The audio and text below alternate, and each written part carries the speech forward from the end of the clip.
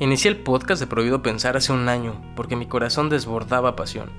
Con este proyecto había encontrado una flecha y un camino en donde podía proyectar mis ideas, escribir y hablar de las verdades que me encuentro cuando estoy a solas, porque he de decir que soy una persona que le gusta mucho analizar o reflexionar a solas, llegar al fondo de ciertas cosas, en especial de las cosas incómodas o vedadas, de las prohibidas.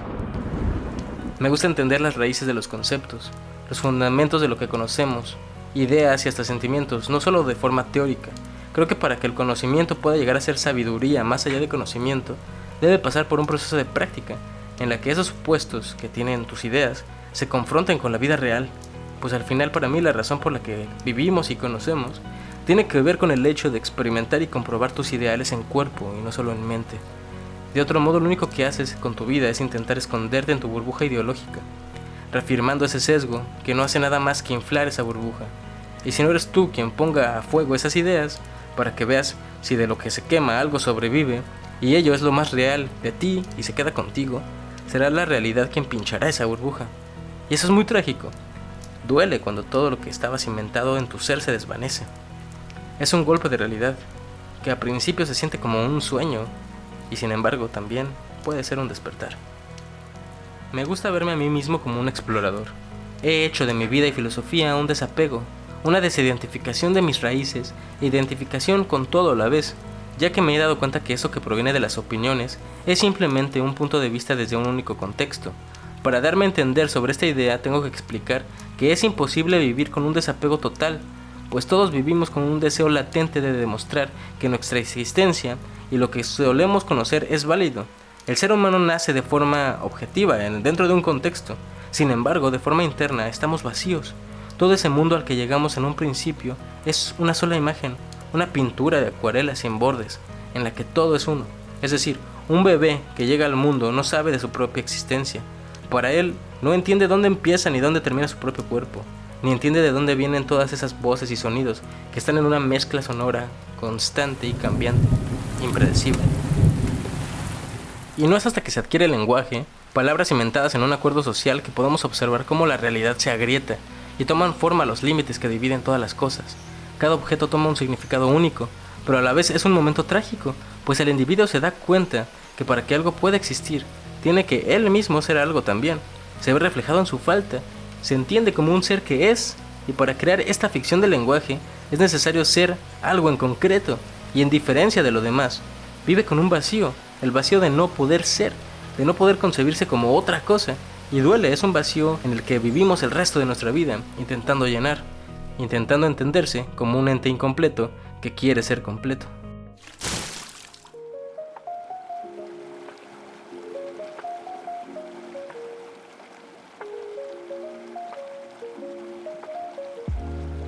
Esto nos divide en dos formas de ver la vida.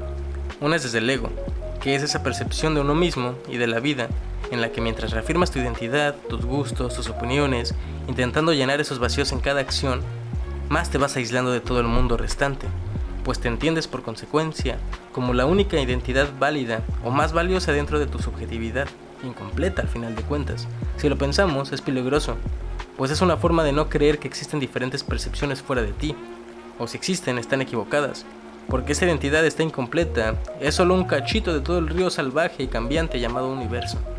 Por otro lado, también podemos aceptar el vacío y entender que hay momentos en los que este vacío parece ser llenado, algunas veces a causa de ejercer una acción en el mundo, una acción en la que la conciencia, aquella cualidad experiencial que nos permite concebirnos como un individuo aislado, se unifique con el momento presente de la acción.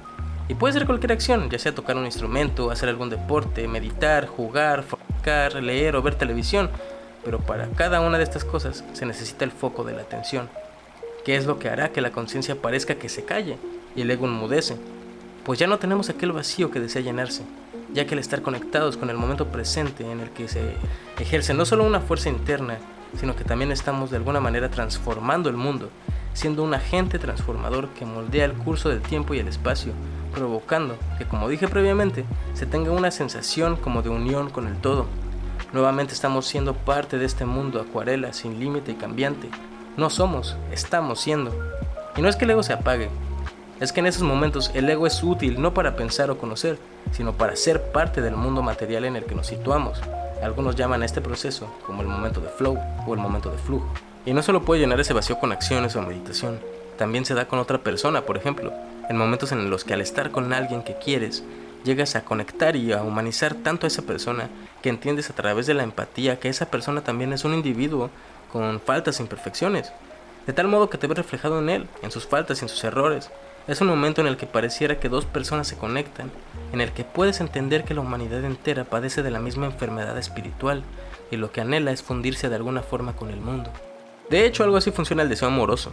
Yo como individuo faltante busco llenar mi falta, y no lo hago simplemente con alguien, sino que sabiendo que una persona también es un individuo faltante, puedo ser yo quien llene su falta. Es el deseo más fuerte de todos, el deseo de ser el objeto de deseo de otro. Y a pesar de mucho batallar, hay momentos en los que sucede, en los que te vuelves el objeto de deseo de alguien más, y para él también se vuelve tu objeto de deseo. Es, diría Diego Rosarín, un eclipse de deseos. Sin embargo, no suele ocurrir a menudo, ni siquiera 2 veces con la misma persona, ya que a través del tiempo las personas cambian, los deseos cambian, y puede que intentes recrear las mismas condiciones para que suceda el eclipse, pero las condiciones necesarias ahora serán otras, ya que las cosas en general no tienen una esencia. Todo carece de esencia, lo único esencial son las palabras, y ni eso, pues a través del tiempo su significado se mueve. Tal vez si acaso algo nos queda, son las sensaciones, y hasta eso puede ser que ciertas circunstancias que antes te provocaban dicha sensación, tal vez después te provoquen otra. Ni tú ni el mundo es, todo es un constante ser, una acción infinita y continua. Por ejemplo, ni siquiera los objetos materiales, como el celular con el que me escuchas, no tienen esencia, pues antes de ser celular era metal y cables, y en un futuro no quedará nada de él.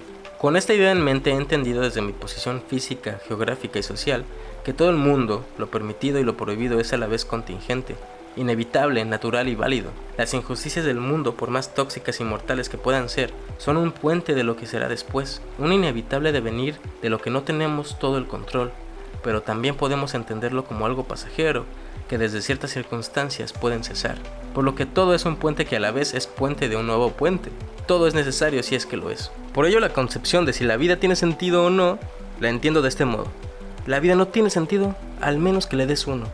Y es difícil no darle uno. De hecho, esa frase de que cada mente es un mundo, es a final de cuentas eso mismo. Cada perspectiva puede ver un distinto sentido de la vida. Cada punto consciente en el mapa del mundo y de las conciencias tiene una percepción única del todo, aunque sea solo por eso, por posición. Y por ello me considero inevitablemente un explorador, un nómada. Porque mientras viva, quiero entender todas las posiciones que pueda, porque me he detenido a lo largo de mi vida en varias de estas posiciones y sentidos, y son hermosas, no mentiré. He vislumbrado rincones del amor y la oscuridad, y aún así no terminan de llenar este vacío que busco explorar. Y si soy sincero, no sé qué busco. Solo sé que llega un momento en el que me levanto y voy de nuevo ahí, con mi mochila y mi mirada perforada, respirando el cielo y cabalgando el viento de 1000 maneras hasta hallar una que me tumbe y luego volver a empezar. Hay un aforismo de Nietzsche sobre la séptima soledad que dice: un día el viajero cerró de golpe la puerta atrás de sí, se quedó parado y comenzó a llorar. Estoy harto de esta inclinación y presión por lo verdadero, lo real, lo no aparente, lo cierto. ¿Cómo me disgusta? ¿Por qué me sigue precisamente este hostigador sombrío y apasionado? Quisiera tomarme un descanso, pero no me deja. ¿Cuántas cosas hay que no me seducen para demorarme? Tengo que seguir de nuevo la marcha, con esos pies cansados y heridos, y puesto que tengo que hacerlo, a menudo miro furioso hacia atrás, a lo más bello que no es capaz de detenerme, porque no es capaz de detenerme. Max siempre repite esa frase de Güeros, que si el mundo era una estación de trenes y la gente los pasajeros, los poetas no son los que van y vienen, sino los que se quedan en la estación viendo los trenes partir. Eso mismo para mí es ser un explorador, el saber que todos vivimos con un vacío.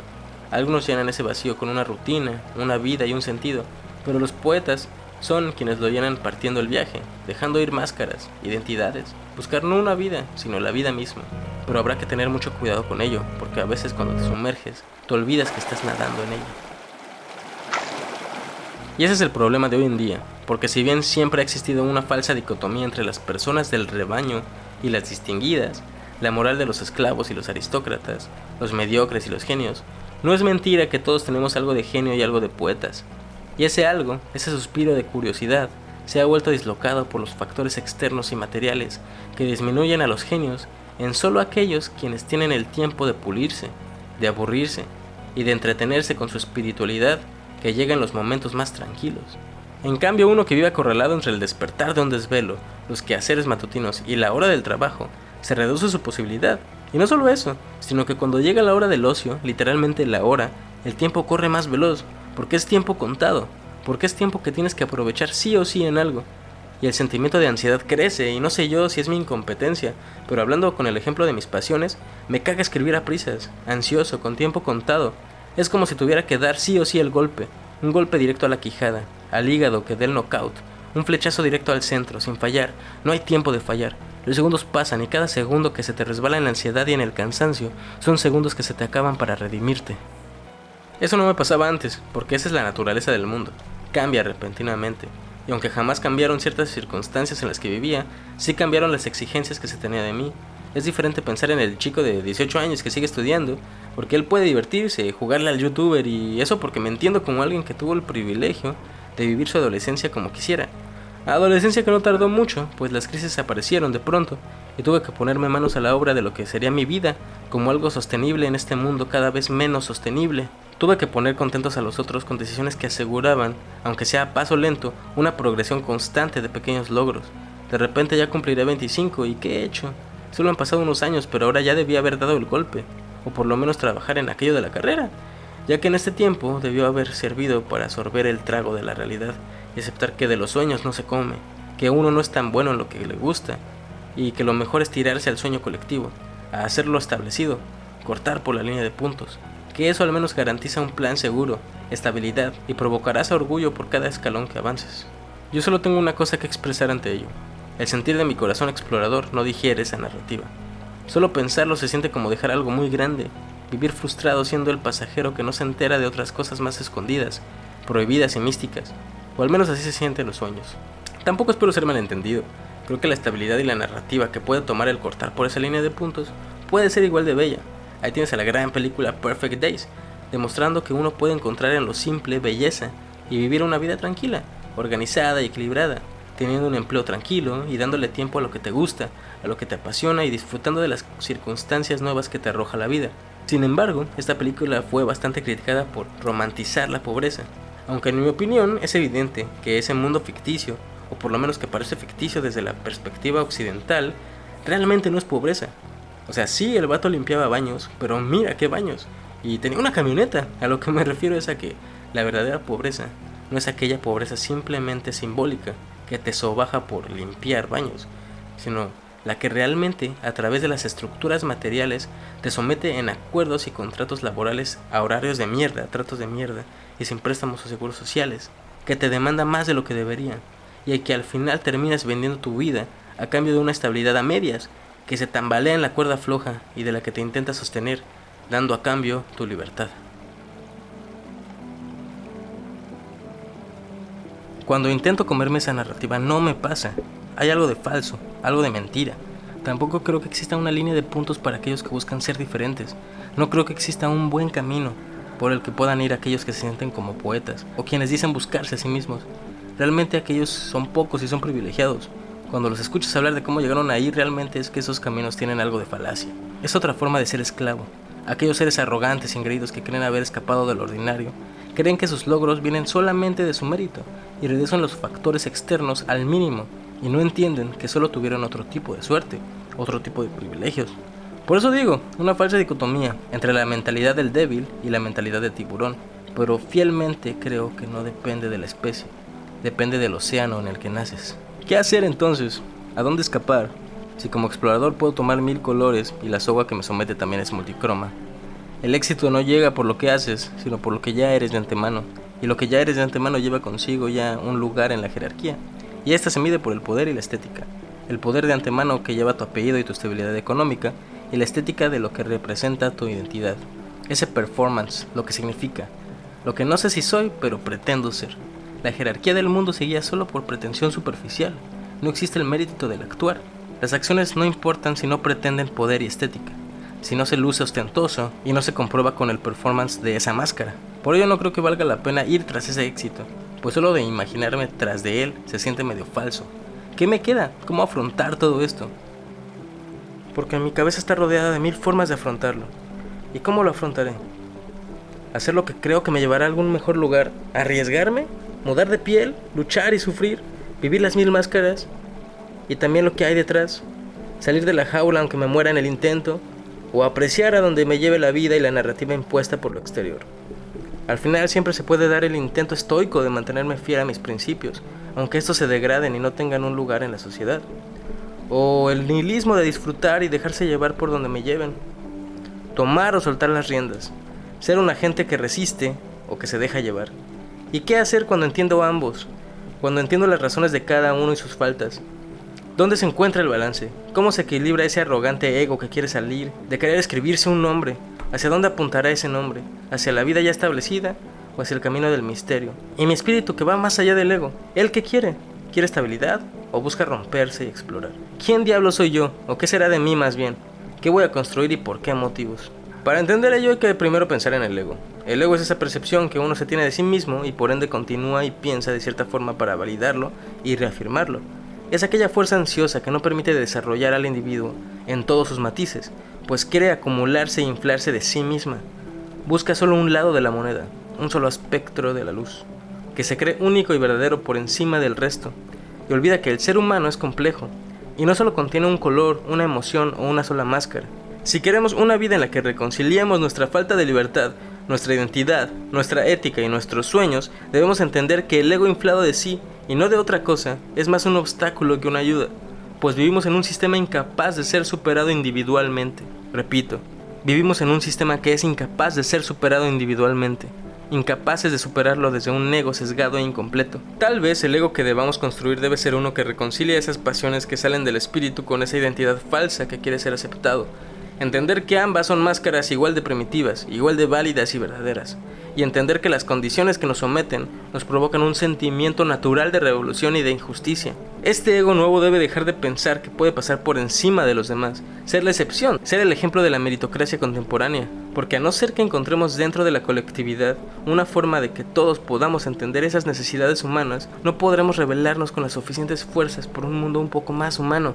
El ego que se construya debe entenderse como una fuerza, una flecha que atraviesa por la historia del universo, un suceso temporal, capaz de transformar el mundo con sus acciones, y entender así que uno no vive aislado ni determinado por el mundo, sino en colectivo, y que las acciones de cualquiera tienen un efecto en el exterior, en todo el tiempo de la historia del universo que se queda grabado en piedra, y en el espacio como un efecto dominó de sucesos constantes. Si bien podemos pensar que de cualquier forma no importa, pues las condiciones materiales determinan al mundo y por ello estamos completamente determinados por fuerzas que no vemos, se nos olvida algo muy importante.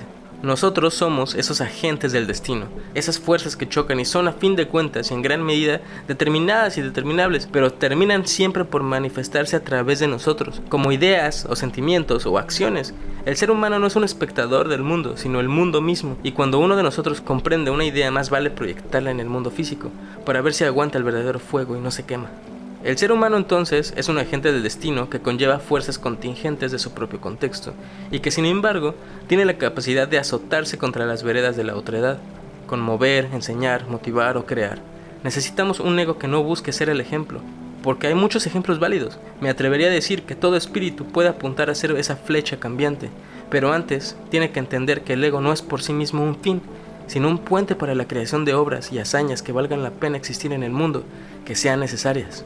De este modo podemos entender que es muy difícil cambiarse a sí mismo, pero es más fácil cambiar la realidad y tener un impacto de adentro hacia afuera, no solamente de adentro hacia adentro, no solamente cambiando el interior, sino que mientras nos movamos de forma externa y choquemos contra la realidad, el interior se nutre de ese choque y se forma una realidad distinta, se comienza a transformar, se mueve, muere y nace continuamente.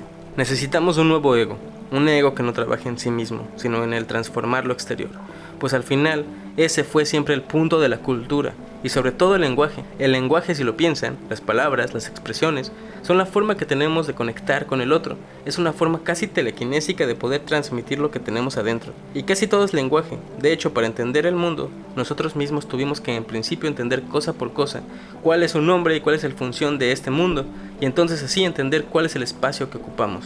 Así podemos deducir que tomar una postura fuerte o estoica, como le llaman hoy en día, o por lo contrario una forma relajada y hedonista, son al final una forma pasiva de recibir al mundo, a diferencia de como Nietzsche lo llamaba, un nihilismo activo, ser un agente de constructor, motivador y revelador, entenderse como un pedacito de universo y por ende saber que tenemos una responsabilidad con él. Para terminar, quisiera resumir esta idea en lo siguiente. Tenemos que construir un ego que piense en lo colectivo, pero que actúe en lo individual. Contrario a lo que en la sociedad se quiere, un individuo que se forme él mismo, aunque requiera pisar al otro, valiéndose incluso del mundo para conseguir lo que quiere, y ni siquiera sabe lo que quiere. Necesitamos un ego que ame al mundo, que dé su vida por el mundo sabiendo que también su ego es parte de ello, y no que el mundo es parte de su mente y percepción. Porque el mensaje de que primero se debe transformar a uno valiéndose del mundo es un camino que se olvida de verdades fundamentales como la muerte. ¿De qué servirá formarse a sí mismo si el único que podría recordarlo es ese mismo ser decadente que tiende al olvido y al entierro? Es difícil cambiar en un mundo necrófilo y desmemoriado, pero no es imposible ser un agente cambiante. Somos contingentes, carecemos de libertad, pero ¿qué tipo de cadena vas a llevar? ¿La cadena será tu jaula o tu arma? Tenemos que ser una luz que alumbre los rincones en donde siguen bien puestos los candados. Posiblemente eso sirva de poco para el ego. Posiblemente no puedas llegar a la gloria ni a la cima. Nadie quien realmente sea recordado de forma gloriosa lo alcanzó en vida. Sin embargo, podemos ser parte de ese puente, porque no habrá final nunca. Vivimos en un mundo en el que solo nacen puentes y raíces. ¿Pero qué piensas ser entonces? ¿Un puente fértil de donde surjan más posibilidades en este mundo? ¿O una copia infértil de lo que ya es y jamás volverá? Las cosas inertes ya son muy sí mismas, tienen en su esencia inamovible el eterno significado de su existencia, pero lo vivo, oh no, lo vivo tiene ojos, tiene oídos y tiene lengua. Lo vivo es un órgano que apunta hacia afuera. Jamás lo vivo se ha valido de sí mismo, siempre ha existido para volcarse a la otredad. El amor es esa conexión que se encuentra con lo demás, entender que eso que no soy también me pertenece y también le pertenezco un poco, pues somos lo mismo. En fin, ya no tengo mucho más que decir al respecto. Espero que nuestro podcast lo tenga. Espero seguir acumulando ideas, pues con ello me siento un poquito más enlazado a la otredad. Este último año, 2024, no mentiré, fue oscuro. Conocí un poquito más de mi infierno y sé que hay más. Sé que eso de tocar fondo es medio mentira.